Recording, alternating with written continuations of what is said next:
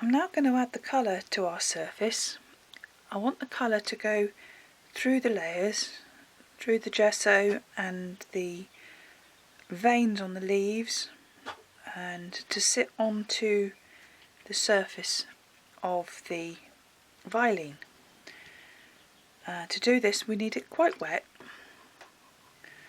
so if I pick up some of the colour and start dabbling it through, it does travel well whilst everything is moist.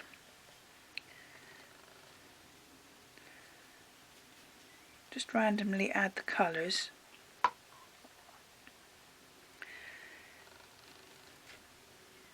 The gesso doesn't take the colour in the same way as the other parts where the matte medium added the items to start with. You see that brown? That's them from the Phthalo green and that Quin burnt orange. Beautiful brown.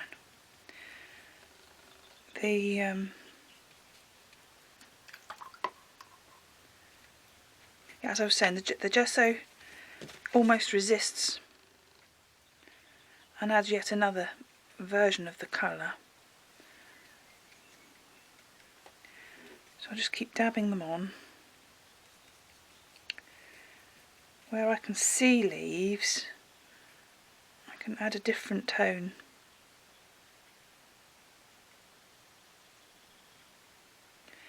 Just to help outline them a little, maybe.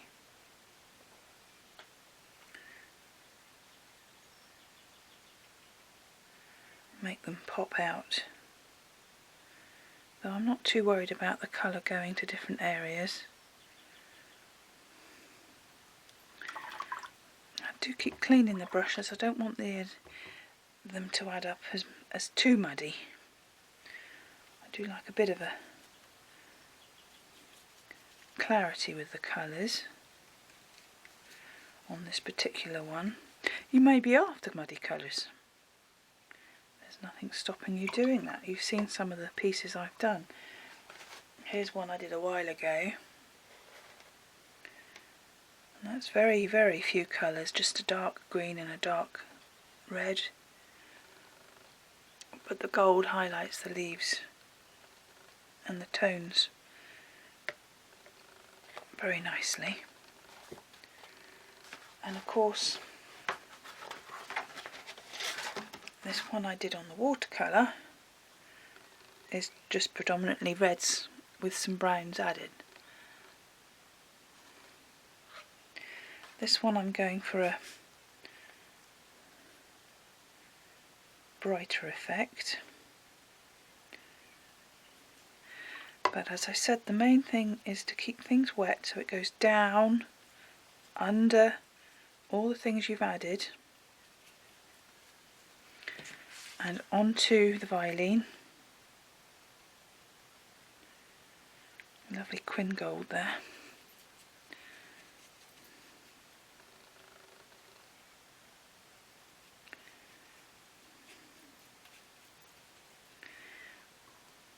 And once they're wet and they're down, they will naturally merge over a little time anyway.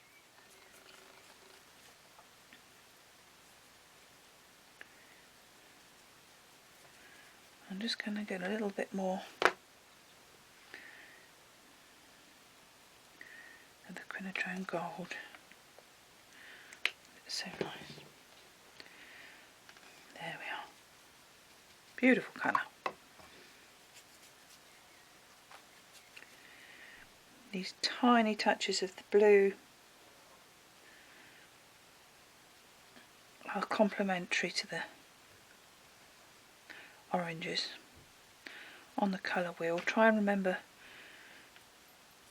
the colour theory, and if you add too many primary colours you will end up with mud, and we don't want that all the time. Just adding some more water.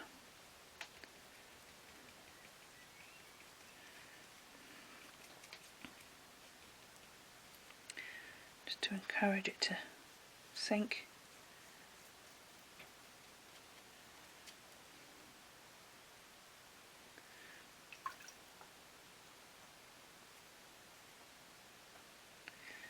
The colours will change as they dry, as they merge.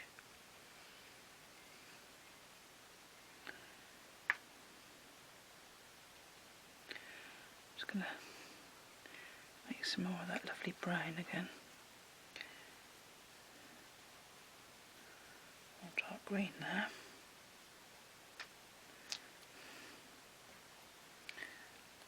And the Quin burnt orange.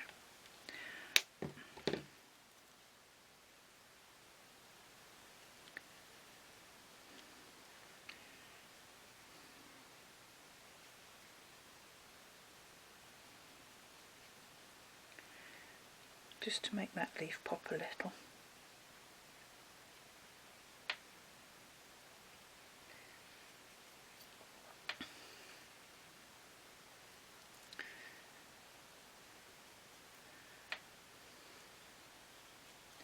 There we go.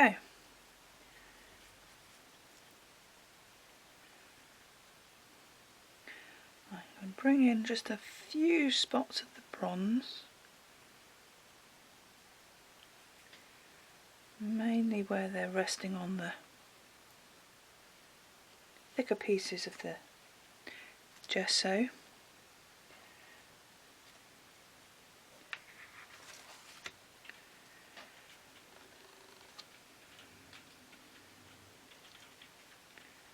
There we go.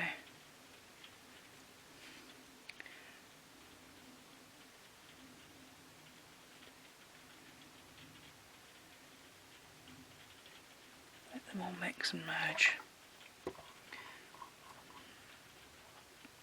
As with always on these things,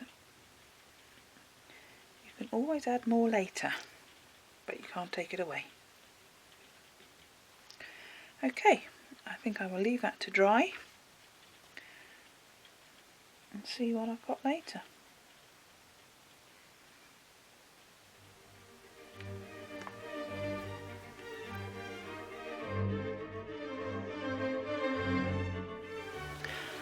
Right, this is the piece nearly finished. It's just about dry, and I've decided to use my two colours. I hope this camera focuses on them. To make my dark browns. I'm just going to make one or two areas a little more prominent there, just by adding a little tickle of the colour along the edge there.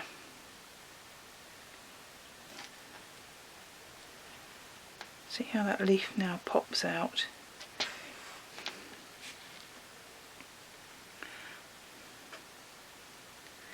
Such a beautiful brown this makes.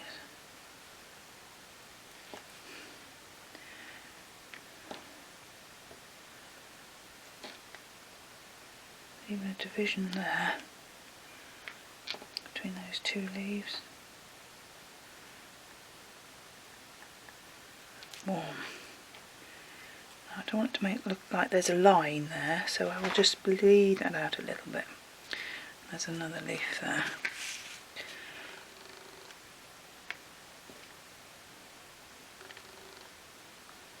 Okay.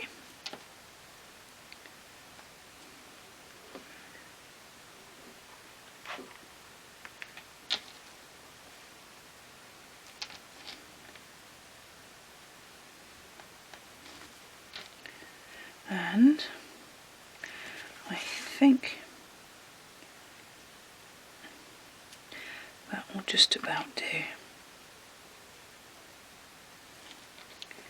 And as there's so little extra water there now, I think I will just go and get the hot air gun out, just to encourage that along a bit gently. And I'll be right back.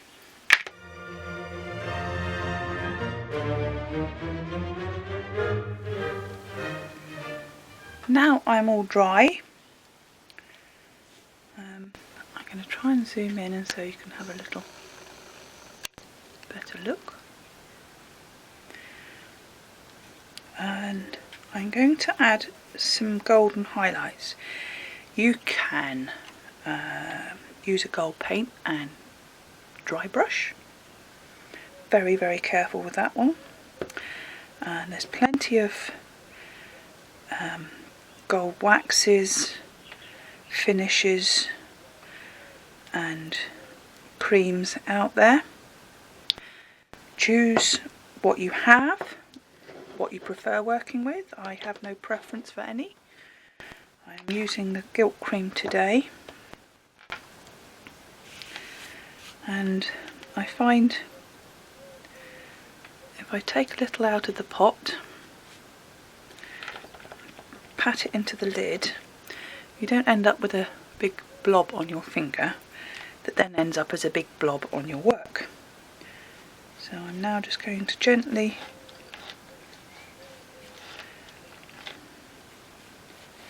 highlight some of the areas on the leaves.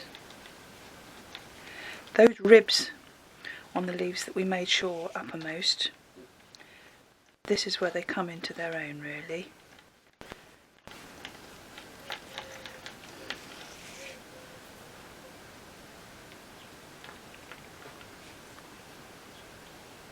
And where you have a dark colour as the base, that really pops.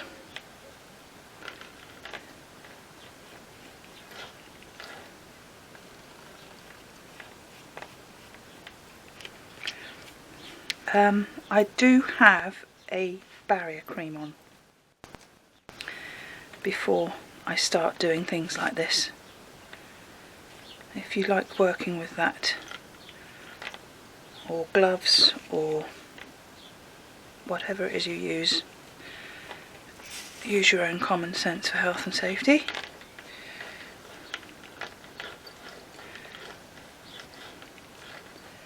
You see how that brings out all the little tiny veins in the leaf.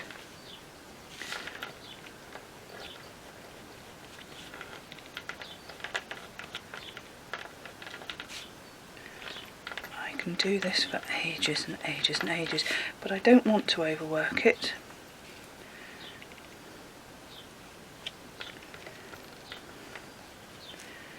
And again, I think I will leave that for a while.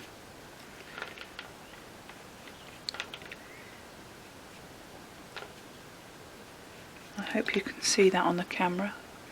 I'll bring it up slowly, hopefully the camera will stay in focus.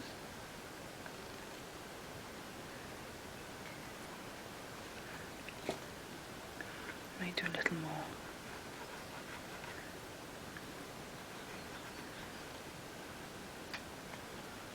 Just to show.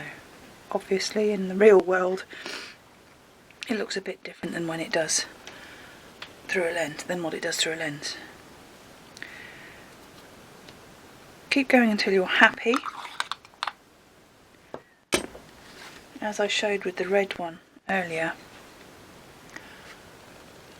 there's a lovely contrast there with the red and the gold. And here's something I actually did with a piece of that one.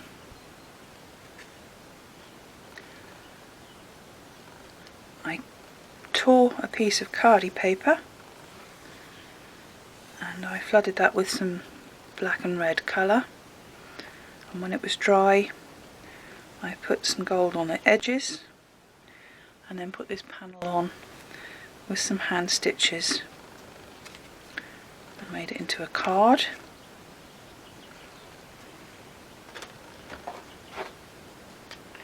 And here's a couple more pieces I made where I have stitched by hand some thread, added some beads, and this one I blanket stitched with a bead around the edge to some handmade hand-dyed felt. And then its brother here, I just overstowed the edges on another piece of felt, and they will make book covers. I hope you can see possibilities in making this surface. You can stitch away till your heart's content.